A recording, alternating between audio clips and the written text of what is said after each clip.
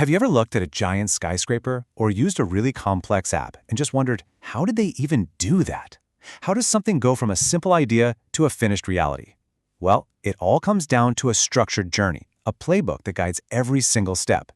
And in this explainer, we're going to break down the 5 key phases of that journey. Let's get into it. So we're going to walk through the entire life cycle of a project. We'll start right at the beginning with that first spark of an idea. Then we'll look at how to build the blueprint, the actual plan. After that, we'll cover getting the work done, keeping everything on track, and finally, crossing that all-important finish line. Okay, so every single project kicks off with what we call the initiation phase. This is the big picture moment. It's where you define what the project is all about at a high level and make sure it actually makes sense for the business before you start throwing serious time and money at it. This is the classic question, isn't it? You've got this brilliant concept, this game-changing idea, but turning that into an actual official project can feel, well, kind of overwhelming. Luckily, project management gives us a really clear starting point, and it all begins with 2 foundational documents. Now, let's break this down, because the difference here is super important. On one side, you've got the business case. This is all about the why. It's the financial argument. It asks, is this project worth it? Are we going to get a good return on our investment? Then you have the project charter. This is the what. It paints the picture of success and asks, okay, what are we actually building and who's going to be in charge? Think of it like this. The business case convinces people, but the project charter officially launches the project. And to get that official launch, a project charter only needs 3 things. Seriously, this could be a simple email. You just need a name for the project, you have to name a project manager and give them the authority to run the show, and you need a little bit of seed money to start putting a team together. That's it. That's the absolute minimum you need to get the ball rolling. All right, so we've got our green light, our charter is signed. Now we move into the planning phase. This is where we get down to the nitty-gritty. We're moving from that high-level idea to a detailed, actionable blueprint that's going to guide us to success. And the heart of all this planning is what's called the master plan. The best way to think about it is like a big binder. The binder itself doesn't contain every single detail, but it holds all the smaller, more specific plans together in one place, making sure they all work in harmony. So what's in that binder? Well, you've got all these subsidiary plans. You can see they cover everything from scope, schedule, and cost, the big 3, to other crucial stuff like how we'll handle communications, what to do if things go wrong, and how we'll manage our resources. The project manager's job here is to coordinate all the experts to build out this complete playbook. Okay, the plan is set, the blueprint is approved. Now for the fun part, execution. This is where the rubber meets the road. The team rolls up their sleeves and the actual work of creating whatever the project is about gets done. I love this analogy because it perfectly captures the project manager's role during execution. They aren't supposed to be the one playing every instrument, laying every brick or writing every line of code.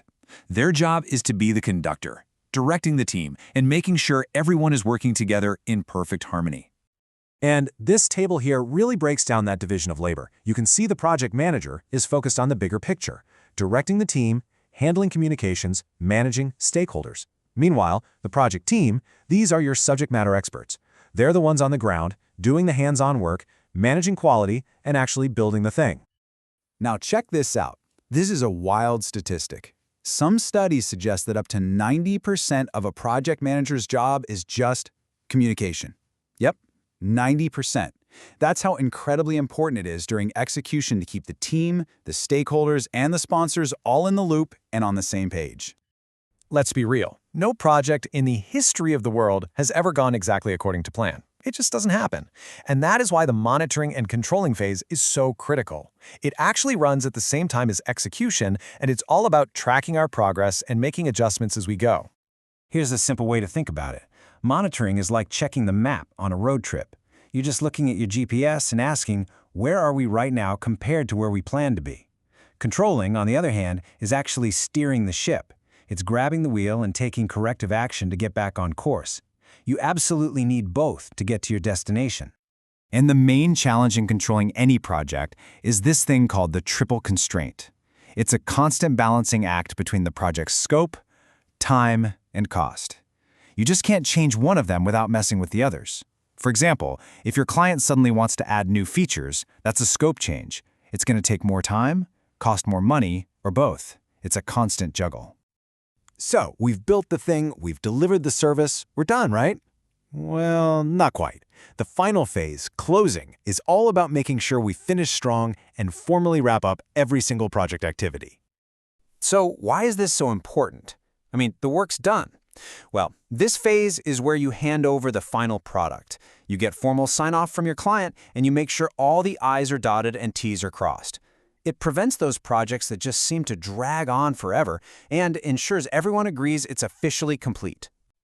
And a huge part of closing is the retrospective analysis. This is where the team gets together and asks, what went well? What went wrong? What can we do better next time? Documenting those lessons learned is pure gold for the organization. It helps everyone avoid making the same mistakes again. Then, and only then, can you finally release the team and celebrate a job well done. And that pretty much brings us to the end of our journey. This 5-phase cycle, you'll see it everywhere, from building a Fortune 500 company to just planning a birthday party. So that leaves me with one final question for you to think about. What's the biggest project you've ever had to manage, and did you, maybe without even realizing it, see some of these phases play out?